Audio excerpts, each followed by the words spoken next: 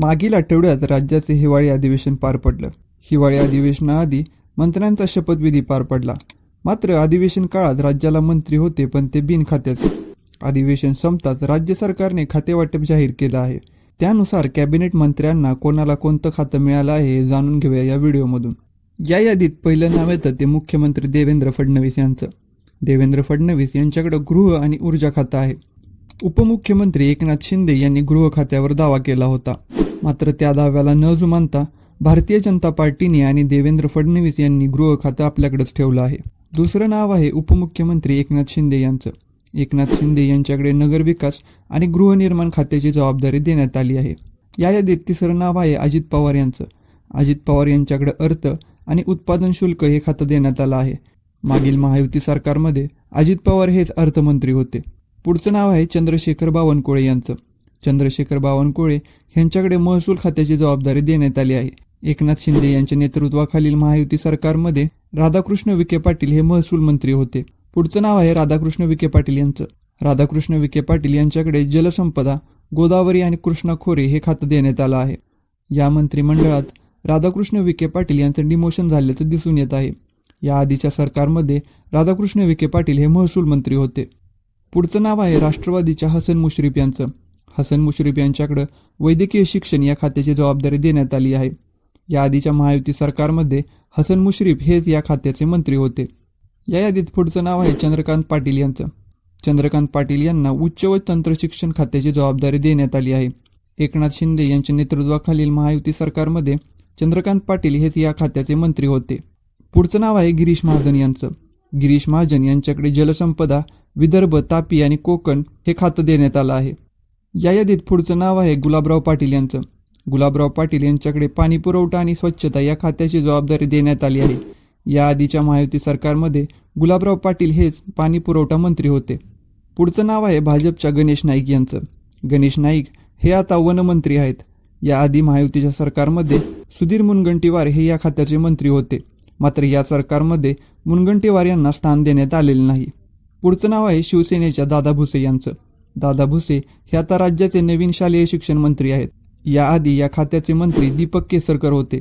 केसरकर यांना मंत्रिमंडळात यावेळी स्थान देण्यात आलेले नाही. पुढचं नाव आहे शिवसेनेच्या संजय राठोड यांचं. संजय राठोड यांना जलसंधारण खात्याची जबाबदारी पुन्हा एकदा देण्यात आली आहे. या यादीत पुढचं नाव आहे राष्ट्रवादीच्या धनंजय मुंडे यांचं. धनंजय मुंडे हे राज्याचे नवीन अन्न व नागरी पुरवठा मंत्री आहेत. या आधीच्या महायुती सरकारमध्ये छगन भुजबळ या खात्याचे मंत्री होते. पुढचं नाव आहे भाजपच्या मंगलप्रभात लोढा यांचं. मंगलप्रभात लोढा यांना कौशल्य विकास खात्याची जबाबदारी पुन्हा एकदा देण्यात आली आहे. या यादीत पुढचं नाव आहे शिवसेनेच्या उदय सामंत यांचं. उदय सामंत यांच्याकडे उद्योग खात्याची जबाबदारी देण्यात आली आहे. एकनाथ शिंदे यांच्या नेतृत्वाखालील महायुती सरकारमध्ये उदय सामंत हेच उद्योग मंत्री होते. या यादीत पुढचं नाव आहे भारतीय जनता पक्षाच्या जयकुमार रावल यांचं. जयकुमार रावल यांच्याकडे राजशिष्टाचार व विपणन या खात्याची जबाबदारी देण्यात आली आहे. पुढचं नाव आहे भारतीय जनता पक्षाच्या पंकजा मुंडे यांचं. पंकजा मुंडे यांच्याकडे पर्यावरण आणि हवामान बदल त्याचबरोबर पशुपालन या खात्याची जबाबदारी देण्यात आली आहे. पूर्वीच्या सरकारमध्ये माजी मुख्यमंत्री एकनाथ शिंदे यांच्याकडे पर्यावरण खात्याची जबाबदारी होती, तर राधाकृष्ण विखे पाटील हे पशुपालन या खात्याचे मंत्री होते. या यादीत पुढचं नाव आहे भारतीय जनता पक्षाच्या अतुल सावे यांचं. अतुल सावे यांच्याकडे ओबीसी, डेअरी विकास आणि अक्षय ऊर्जा खात्याची जबाबदारी देण्यात आली आहे. पुढचं नाव आहे अशोक उईके यांचं.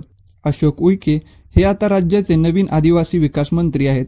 या आधीच्या महायुती सरकारमध्ये विजयकुमार गावित यांना या खात्याची जबाबदारी देण्यात आली होती. या यादीत पुढचं नाव आहे शिवसेनेच्या शंभूराज देसाई यांचं. शंभूराज देसाई यांच्याकडे पर्यटन, खाण व स्वातंत्र्य सैनिक कल्याण मंत्रालयाची जबाबदारी देण्यात आली आहे. या यादीत पुढचं नाव आहे भारतीय जनता पक्षाच्या आशिष शेलार यांचं. आशिष शेलार यांच्याकडे माहिती व तंत्रज्ञान या खात्याची जबाबदारी देण्यात आली आहे. या यादीत पुढचं नाव आहे राष्ट्रवादीच्या दत्तात्रय भरणे यांचं. दत्तात्रय भरणे यांच्याकडे क्रीडा व अल्पसंख्याक विकास या खात्याची जबाबदारी देण्यात आली आहे. पुढचं नाव आहे राष्ट्रवादीच्या आदिती तटकरे यांचं. आदिती तटकरे यांच्याकडे पुन्हा एकदा महिला व बाल कल्याण खात्याची जबाबदारी देण्यात आली आहे. या यादीत पुढचं नाव आहे भारतीय जनता पक्षाच्या शिवेंद्रराजे भोसले यांचं. शिवेंद्रराजे भोसले हे राज्याचे नवीन सार्वजनिक बांधकाम मंत्री आहेत. या आधीच्या महायुती सरकारमध्ये रवींद्र चव्हाण या खात्याचे मंत्री होते. चव्हाण यांना या सरकारमध्ये स्थान देण्यात आलेले नाही. पुढचं नाव आहे राष्ट्रवादीच्या माणिकराव कोकाटे यांचं. माणिकराव कोकाटे यांना पहिल्यांदा मंत्रिमंडळात स्थान मिळालं आहे. माणिकराव कोकाटे हे राज्याचे नवीन कृषी मंत्री आहेत. या आधीच्या महायुती सरकारमध्ये धनंजय मुंडे हे राज्याचे कृषी मंत्री होते. पुढचं नाव आहे भारतीय जनता पक्षाचा जयकुमार गोरे यांचं. जयकुमार गोरे यांच्याकडे ग्रामविकास व पंचायत राज ह्या खात्याची जबाबदारी देण्यात आली आहे. एकनाथ शिंदे यांच्या नेतृत्वाखालील महायुती सरकारमध्ये गिरीश महाजन या खात्याचे मंत्री होते.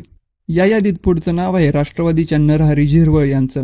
नरहरी झिरवळ यांना अन्न व औषध प्रशासन या खात्याची जबाबदारी देण्यात आली आहे. या आधीच्या महायुती सरकारमध्ये धर्मराज बाबा आत्राम या खात्याचे मंत्री होते. पुढचं नाव आहे संजय सावकारे यांचं. संजय सावकारे यांच्याकडे वस्त्रोद्योग मंत्रालय या खात्याची जबाबदारी देण्यात आली आहे. या यादीत पुढचं नाव आहे शिवसेनेच्या संजय शिरसाट यांचं. संजय शिरसाट यांच्याकडे सामाजिक न्याय या खात्याची जबाबदारी देण्यात आली आहे.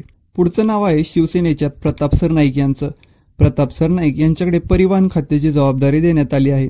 एकनाथ शिंदे यांच्या नेतृत्वाखालील महायुती सरकारमध्ये एकनाथ शिंदे हेच परिवहन खात्याचे मंत्री होते. या यादीत पुढचं नाव आहे भरत गोगावले यांचं. भरत गोगावले यांच्याकडे रोजगार हमी आणि फलोत्पादन या खात्याची जबाबदारी देण्यात आली आहे. एकनाथ शिंदे यांच्या सरकारमध्ये माजी आमदार व सध्याचे खासदार संदीपान भुमरे ह्या खात्याचे मंत्री होते. या यादीत पुढचं नाव आहे राष्ट्रवादीच्या मकरंद पाटील यांचं. मकरंद पाटील यांना मदत व पुनर्वसन या खात्याची जबाबदारी देण्यात आली आहे. या आधीच्या महायुती सरकारमध्ये या खात्याचे मंत्री राष्ट्रवादीचे अनिल पाटील होते.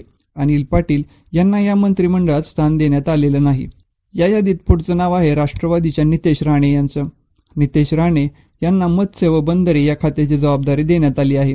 एकनाथ शिंदे यांच्या सरकारमध्ये सुधीर मुनगंटीवार या खात्याचे मंत्री होते. या यादीत पुढचं नाव आहे आकाश फुंडकर यांचं. आकाश फुंडकर यांना कामगार मंत्रालयाची जबाबदारी देण्यात आली आहे. या आधीच्या महायुती सरकारमध्ये सुरेश खाडे या खात्याचे मंत्री होते. या मंत्रिमंडळामधून सुरेश खाडे यांचं नाव वगळण्यात आलेलं आहे. या यादीत पुढचं नाव आहे बाबासाहेब पाटील यांचं. बाबासाहेब पाटील हे राज्याचे नवीन सहकार मंत्री आहेत.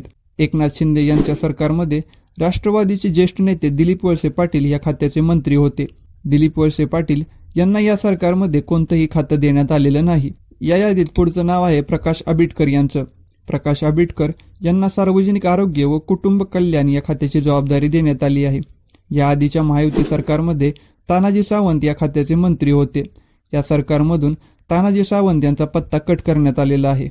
तर हे होते राज्याचे नवीन मंत्री व त्यांना देण्यात आलेल्या खात्यांची जबाबदारी. आता आपण पाहूया कोणत्या राज्यमंत्र्याला कोणती जबाबदारी देण्यात आली आहे. या यादीत पहिलं नाव येतं आशिष जयस्वाल यांचं. आशिष जयस्वाल यांच्याकडे अर्थ आणि नियोजन, कृषी, मदत आणि पुनर्वसन, विधी व न्याय, कामगार विभाग या खात्याचे राज्यमंत्रीपद देण्यात आले आहे.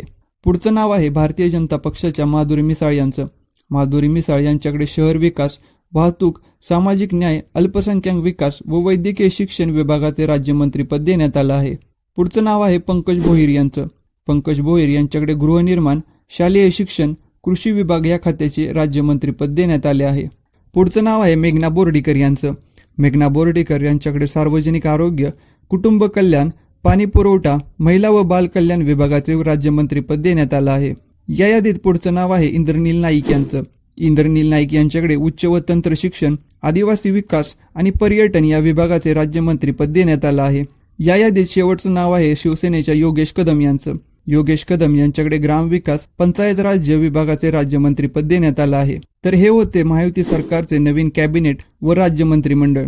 तुम्हाला या मंत्रिमंडळाबद्दल काय वाटतं हे आम्हाला कमेंट बॉक्समध्ये नक्की कळवा.